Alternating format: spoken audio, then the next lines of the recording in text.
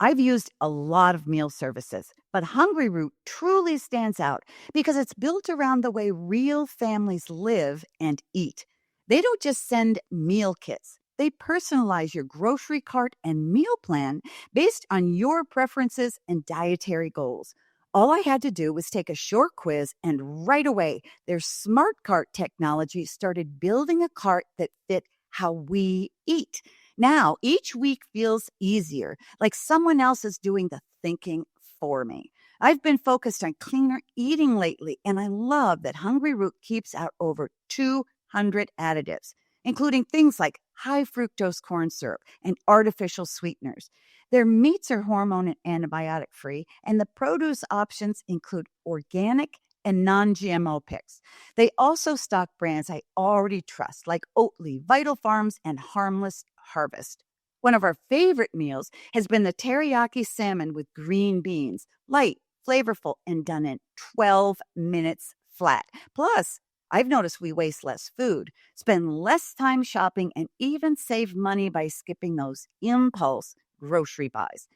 Take advantage of this exclusive offer. For a limited time, get 40% off your first box, plus get a free item in every box for life. Go to hungryroot.com/Dr. Meg and use code Dr. Meg. That's hungryroot.com/Dr. Meg. Code Dr. Meg to get 40% off your first box and a free item of your choice for life. hungryroot.com/Dr. Meg. Code Dr. Meg. Welcome to Parenting Great Kids. Here's your host, Dr. Meg Meeker. Today we have a very special guest joining us, David Gudgel. As a director of church health for Northern California Venture Church Network, he brings a unique perspective to the world of parenting. So you have 3 kids and 11 grandkids. And what advice would you give to new parents who are trying to find that balance between what they need to do or want to do personally and family responsibilities? Because that's always a tricky balance for parents. Yeah, get down on your knees and start praying. That's it. Wear your rug out. Yeah. Yeah, that's probably the big one. I mean, I still remember my mom. She was at this point in her life where religion was just religion, and it was something that she would do, on the Sunday thing and then forget it. And then God got a hold of her heart, and she found out that a relationship with God was what it was all about. And she began to realize that she didn't have to try to do this alone. I mean, she really believed that God was going to intervene and help. And I could still remember her many times on her knees beside her bed with the door open, I think, so that I and the other brothers and sister could see what she was doing. Yeah. And she was praying for us and praying that God would give her the strength and the wisdom to be the parent that she wanted to be, and she knew God wanted her to be. How old were you then? I'm just curious, when you were peeking through her bedroom door. Yeah, I was in 4th grade.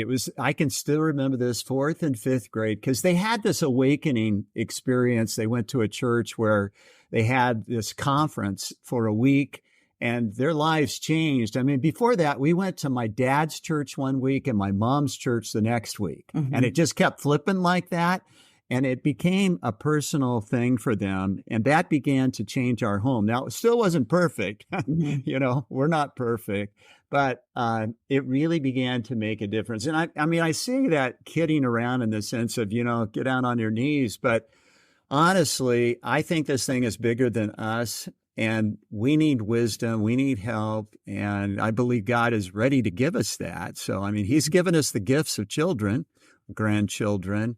And so I believe He is all in helping us help them grow up to love Him and do what we can to be a part of that process. Well, He calls Himself Father to you and I.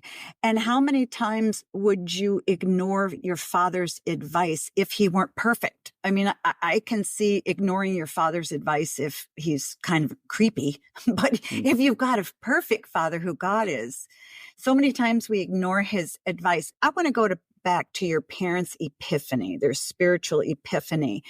Now, what changes did you see in them after they transition to a relationship with God? What changes did you see? Well, I think they became patient, not perfectly patient, but, there was patience that began to develop. I think that they began to want to work things out as a couple and experience what that is all about. I mean, when it comes to conflict resolution, a lot of couples fight all the time and just trying to sort that thing out. So they made some progress in those kinds of areas. They obviously made progress in their relationship with each other. And they certainly made progress vertically in their relationship with God. One of the things they got ironed out right away was they were able to agree on one of those two churches, and they settled in, and we went together as a family, and that was a journey in itself. But, nonetheless, that's kind of where it started. So I think it begins with more than just a belief, but the belief is translated into practice. Mm-hmm. And I truly believe that's what God wants for us. He wants us to go from unbelief to belief, but in the belief, he wants us to get to the point of being all in that belief. And so I think sometimes what that means is repentance. That's, admitting we've been doing wrong and seeking to do the right thing. So there's a turnaround in our behavior toward God and away from sin. So there's repentance, but there's also surrender. This is like Romans 12:1, present your bodies as a living sacrifice. So there's surrender. So how far are we willing to go in saying to God, I want you to have my heart, my life, all of us? And that's the kind of changes my parents began to make. Now, you're a pastor, and you've also written a number of books on helping parents, helping married couples. Did you become a pastor first or a counselor first? I was the guy in junior high. So, a few years after my parents began to have that experience in their faith. But I was the guy, we were in a church that had a balcony, and I was the guy in the back of the balcony, as far away as you could get from whatever was going on the platform. And I could still remember the day I said from way up there, why would anybody ever want to do what that dude down there is on the platform doing? He's boring me. And I was great at counting all the tiles and the colorful windows and all the rest of that. And so, no, I never had that sense of calling in that, early days of my life. I really thought that the best thing that I could do was head off toward architecture, because I was good in technical kind of things, especially in drawing and drafting classes and stuff like that. And so even when I finished high school, I was still headed toward architecture. If you've heard of Cal Poly San Luis Obispo, my goal was to get there. I had to, because I really sloughed off in school. I had to get it back together the first 2 years in college, by attending a city college. And that was perfect for me. But I want to drop this in here too, I suppose. But what I want to say is that it was a process. It was a process of me coming to understand that that's what God wanted for me. And my parents, and especially my mom, made a significant difference in that process. So if you're hoping and praying that your kids will turn out to be a pastor, that's just up to God. That's all I can say. All I can say is get in the process with your children and be a part of affirming what God is doing in their hearts. I know a lot of parents who have a strong faith, Christian faith, Jewish faith, any other kind of faith, work very, very hard to teach this to their kids and to integrate it into their life. And kids will grow up and they go to youth group in this. And then the kids hit 20 or 25 and they say, no, thanks, mom and dad. Mm-hmm. You guys are outdated. You're too old.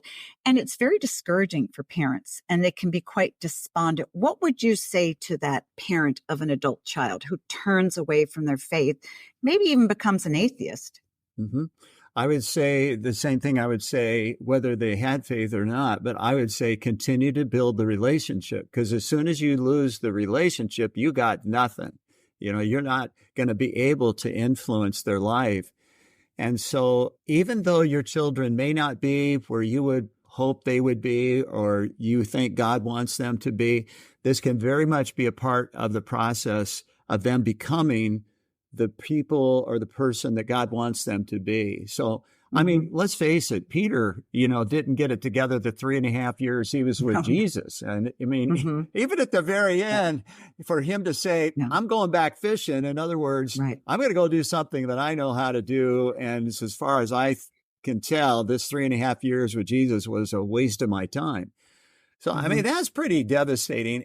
And Jesus, comes back into his life again, and he continues to have this relationship. Do you love me? Do you love me? Do you even like me? In the passage there. Right. And so I just think that parents who divorce themselves from their children potentially are taking themselves out of the picture that ultimately can impact their children. So I would say keep praying and keep building the relationship and asking God to work and be available to them to help them sort things out, not as religion, but as a relationship. So for instance, one of the things I love to do is I love to find out where people are spiritually. And so maybe it's at the fitness center, 24-hour fitness or something like that. And I'll go in and I'll just get on one of the elliptical machines because I got to get some cardio in, for a half hour, the stuff. And usually if it's just like a first time experience there or whatever, I'm looking for the machine that's next to somebody that doesn't have earbuds in, if you know what I'm saying, right? You wouldn't want to exercise next to me because just like this. They're like, they're telling me, aren't they? They're saying, I'm not interested in any conversation. Get out of my life, kind of thing. And that's fine. I respect that. But if they don't have those babies in, then I'm probably going to start a conversation. I can remember being at the gym at 5 a.m. and there was this 20-something-year-old next to me, 20-something at 5 a.m. And you're like, what's up with that? And so I asked that, what's up with this? Yeah. And that relationship went from there to talking about spiritual things, which this person had no desire to talk about spiritual things. But every few months I would just say, hey, so how's your spiritual journey coming that's not happening? And, we'd make fun of it and we would have fun. And you know what? Ultimately, I ended up doing her and her unbelieving husband's wedding. So two unbelievers, which they flew me from Northern California to Southern California, San Diego, to do their wedding. And we become very important people in their life, and they're still on the spiritual journey. So the harvest isn't at the end of the meeting, it's at the end of the age, right? That's what I've heard. And so as long as God gives us opportunity to influence people just through relationship, then I think we have a significant part to play in the work that we're praying God is doing and will continue to do in their lives. I love it because I think I would be interested to see if you agree or disagree with me here. But even beyond faith and spiritual matters, there are a lot of parents whose kids turn 25, 30, 35 who are living a life that they wouldn't want. Sure. Or they disagree with. Yep. And the parents say, no, thanks. When you change or you're ready to come home, I'm not talking about drug use, but, other things. When you come in line, then you can come home and we'll have a relationship again. And this is not that uncommon.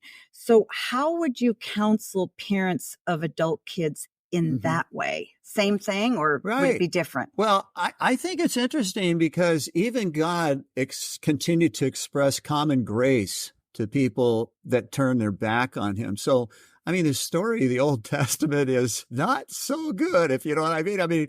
God's children were on and off, and mostly off, in their relationship with God.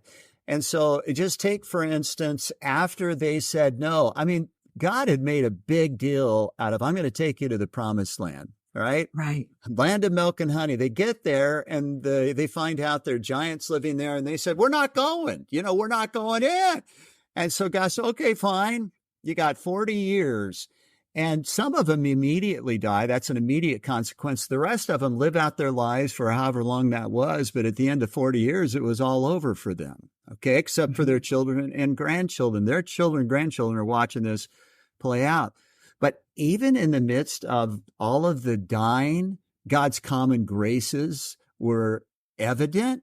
I mean, he continued to give them water. He continued to give them bread. He continued to give them meat.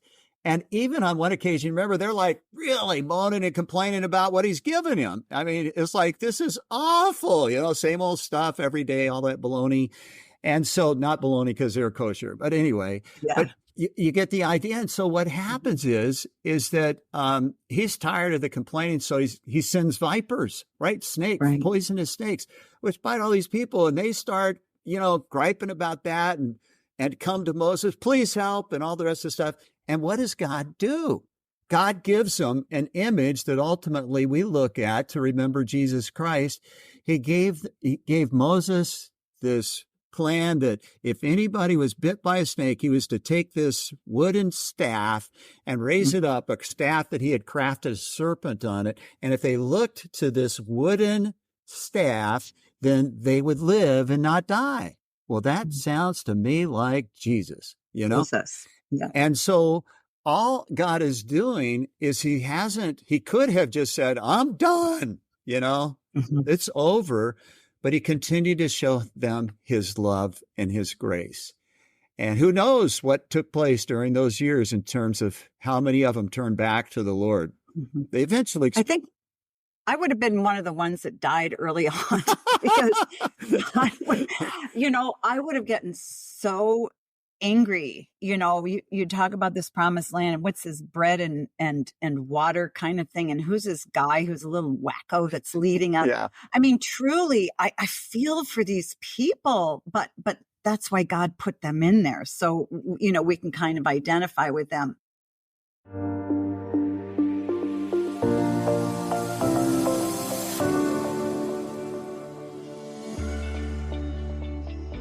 Many professionals invest in an executive coach for personal development and a trainer for physical fitness.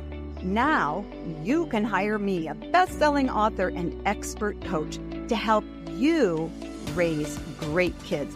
I've over 35 years practicing pediatrics and an extensive experience decoding what your kids need and think about you. I've helped countless parents just like you. You can talk directly with me through private or group coaching. I'll listen and provide a customized plan to help you be the best dad you can be. Sign up now through the link in the episode notes. Your kids are counting on you. Let's make your family's future brighter together. Some days, parenting feels like chasing moments that never quite land. You ask a question, they shrug. You try again, they look at their screen. And you wonder, why is this so hard? That's why I love FamGabs. It's a 70-card deck created by a child therapist who spent 16 years working directly with families, helping parents and kids break through the awkward one-word answers and really connect. The questions are open-ended, thoughtfully chosen, and designed to get your child talking and keep the conversation going. There are even bonus cards just for parents to help you build your confidence in your connection toolbox. If you've ever wished for a better way to understand your child or just to have more meaningful conversations as a family, FamGabs is such a gift. Search FamGabs on Amazon and use promo code Dr. Meg Pod during checkout to get 10% off your order. That's FamGabs on Amazon. Use promo code Dr. Meg Pod and get 10% off your order. I've had so many parents say, Dr. Meg, my child is bright, but they're struggling in school and I don't know what to do. If that sounds familiar, you're not alone. And that's why I'm excited to share K-12 powered schools with you. K-12 offers tuition-free, accredited online public education for grades K through 12. These programs let kids learn at their own pace with built-in flexibility that supports different learning styles and family needs. And unlike homeschooling, K-12 provides certified teachers who guide your child's education online. The lessons are engaging, the technology is hands-on, and your child gets real opportunities to connect with clubs, extracurriculars, and even in-person events. As a mom, a grandmother, and a pediatrician, I know how powerful it is when education meets your child's needs instead of the other way around. So if you're looking for something different, something better, go to k12.com/Dr. Meg and find a tuition-free K-12 powered school near you. That's k12.com/DRMEG, all caps.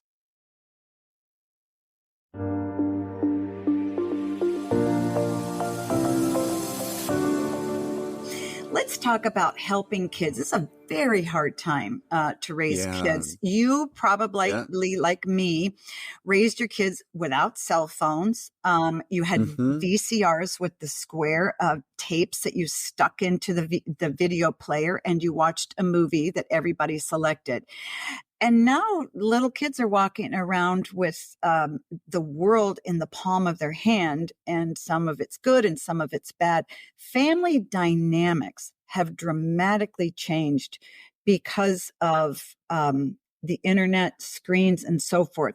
So give some parents, if you could, some tips on how to help their kids live with it, but not be overtaken by it, because it is going to influence the parent-child relationship. So what can parents do to secure that relationship? Absolutely. Well, I would make sure to communicate to the children that that's always a privilege. To be able to use a digital device is going to be a privilege in our home. You're not entitled to this. So what we don't want the kids to end up doing is feeling like they're entitled to do whatever they want to do whenever they want to do it. And I do believe that parents need to help their children learn to set appropriate limits so that it doesn't take over their life.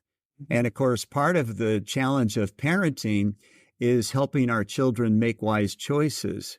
And they're left alone, probably not going to make a wise choice. They're going to stay, on the device all day or in front of the TV watching YouTube videos or, whatever the other shows are that they all watch. And I mean, every kid in the world, it feels like, is making their own show, and other kids are watching what those kids are doing with their time, And so somewhere in that whole process in our parenting, we still have to be a part of helping them make limits, set limits that allow them then to spread out their wings in ways that God has gifted them and become the people that God wants them to be in, their various spheres of influence, we'll just say, okay? Mm-hmm. So for me, I think the parents have to help their children set limits. And to help them do that, you're trying to help them make good choices, but included in that process are consequences. So, I mean, you as a pediatrician, in helping parents, I'm sure that you've used something along these lines, if not the same thing. If we want our children to make good choices, we need to use consequences, positive and negative consequences, to help them make good choices. Mm-hmm. So some of that's extrinsic motivation, but what we ultimately want to do is develop in them intrinsic motivation where they're choosing to do these things. So you have to come alongside your children and continue to govern this or filter this, because you got to believe that they're not going to initially do that. They're just going to, do what some of our goats do. If we feed them the wrong feed, they're just going to eat and eat and eat until they die, And that's not a cool thing. So, It's interesting. Pastors use a lot of animal analogies, which I love. well, we're on a mini farm, so that's why. Goats and sheep and sacrificial, the lambs and things like that. But I always get a kick out of. I don't mean to interrupt you, but I love it. I think it's great. But it teaches us great lessons. So anyway, keep on going with the goats here. Well. No, I'm just saying that we have to be that filter. So, the interesting thing is that in our relationship with God, it's just the opposite in our relationship with our children. So we are trying to raise children who are dependent upon us to grow to be independent of us. Mm-hmm. We don't want them to be in the home forever. We don't want to be providing money for them forever, so mm-hmm. forth. God has taken us the opposite direction. We've lived independent of him, mm-hmm. and he is turning us into dependence. And the greater our dependence, the greater the possibility of experiencing his divine work in our lives in life-changing ways. And, I think the parents have to realize that our children, until they show that they are growing in maturity and wisdom, our parents have to actively be involved in this process of helping them make good choices. Mm-hmm. And that's so we help them with limits and we help them with consequences. So for instance, our grandkids have chores. Excuse me. Our grandkids have chores. Parents have set chores for them. Now, whenever the parent says, today I want you to feed the cats, okay, if it's feed the cats, if that's so I want you to choose to feed the cats. That's basically it. You're going to fight that all day unless you set a limit. Mm-hmm. And really, as children get older, you just say, get them to set the limit. So, hey, you need to feed the cats today. When do you plan to get that done by? Now they've imposed a limit on themselves. If they're at that age to be able to do that. And if you don't do it by then, what do you think we should do at that point? Now you could get a consequence, and they could be a part of setting the consequence. Mm-hmm. But all I'm saying is if you only say, I want you to feed the cats today, well, in their mind, good. I could do that between now and the time I go to bed, mm-hmm. which is probably not what's in your mind. I'm certain that that's not what's in the cat's stomach. I want to eat feed the cat now. Now, kind of thing. Yeah. And so I just saying that with regard to digital devices, parents, one of the best things our kids have learned to do with their kids is set limits, mm-hmm. And help them make good choices by appropriate consequences if they don't keep those limits. Let's talk about grandparenting. You and I are both grandparents, and grandparents today, maybe I'm overgeneralizing, but my parents and my parents-in-law and the parents of many of my friends were sort of involved, but they said, look, these are your kids. I'll babysit maybe here and there, but you're not taking off for a week and going to Scotland and I'm watching your kids. A lot of grandparents now are very involved and maybe over-involved in our grandkids' lives, for better or for worse. What are some of the struggles that you see grandparents have, and how do you advise them to work through those struggles?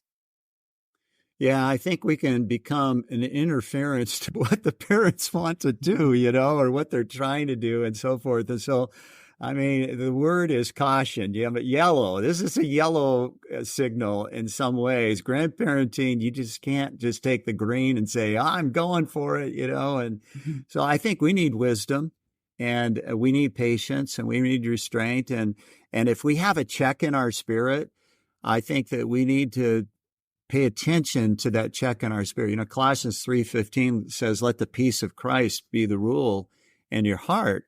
And the word for rule is umpire. And I believe the umpire, of course, is the person on the field that has the final authority. Mm-hmm. And this final authority in us is the peace of God. So if you don't have a peace about this, you're like, I know I'm going to probably make a mess here if I stir this up or whatever it is.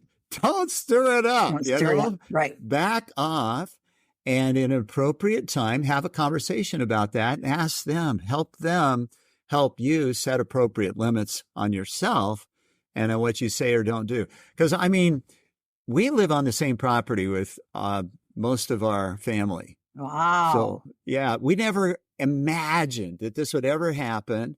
God worked it out. And really, I'll go back to the beginning. This is the result of building relationships with our kids, going on vacations together for many, many years. And then all of a sudden, in COVID of all times, God opened up the door for us to move here on the same property, have a little 2-acre small farm in a city.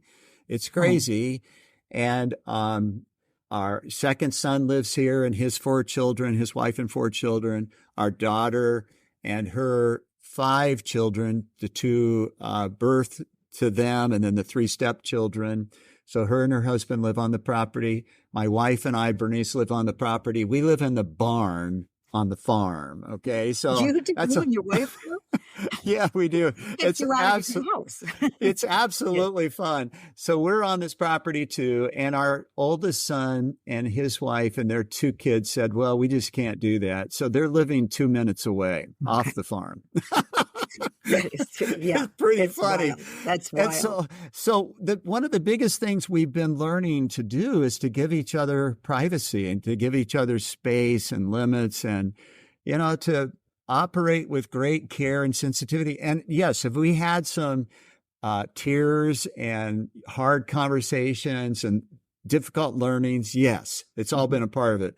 But hey, listen, like when both of the couples are leaving today for vacations, okay? Today, they're not going on the same trip. They're going different places. Mm-hmm. Are they happy that we're here because of all of the animals that need to be taken care of? You better believe it. Of course. So that's all to say it's worth it.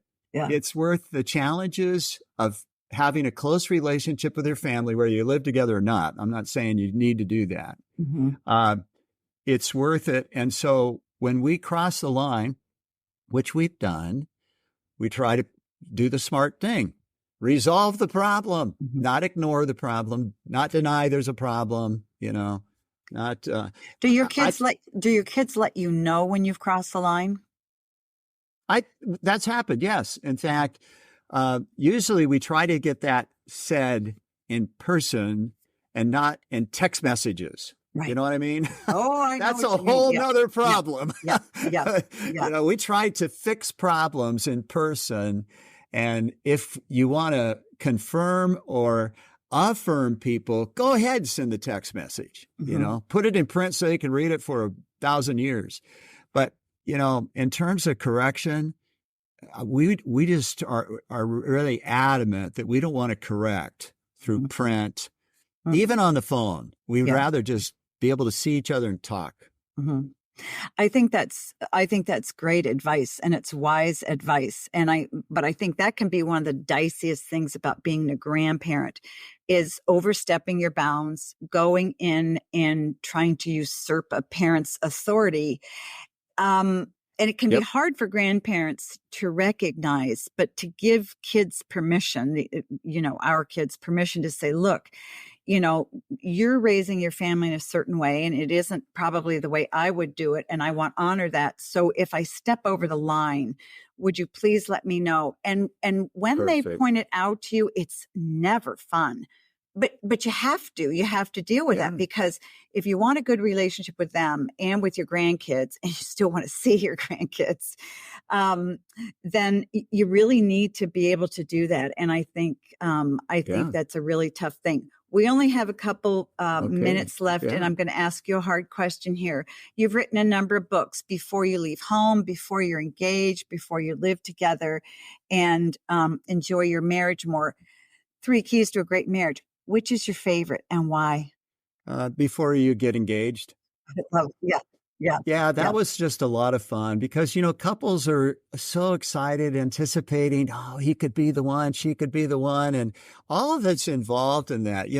The first one is such a challenge, Before You Live Together, helping couples decide if they should live together before marriage. That's a tough one, And then before you leave home, I mean, I had a blast with that, but there are 30 before you leave home matters that we brought up. So it's not just one more thing, it's 30. So if you know what I'm saying. And so, but it was so fun to write them. And there are all these very short stories and succinct applications.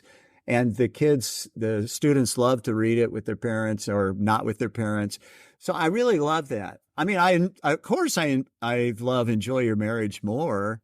So it just depends on, what the topic of need is at the moment. My guest has been David Ray Gudgel. He is a pastor, a counselor, a very wise man. He is a grandfather and a father, and he is an author, and he has so much wisdom to share with. Dave, how can people get hold of you and learn more about you and your books? Well, thank you. I guess just the simplest way is just to go to David at davidgudgel.com. And you can just, just send to that name right there, David at davidgudgel.com. That'd make it easy. Well, if you want to learn about animals and a man who lives in a barn and his church and get a lot of wonderful advice, go to his website. Dave, it's been wonderful to have you. Thanks so much for joining me. Thank you, Dr. Meg. This has been fun. I loved it.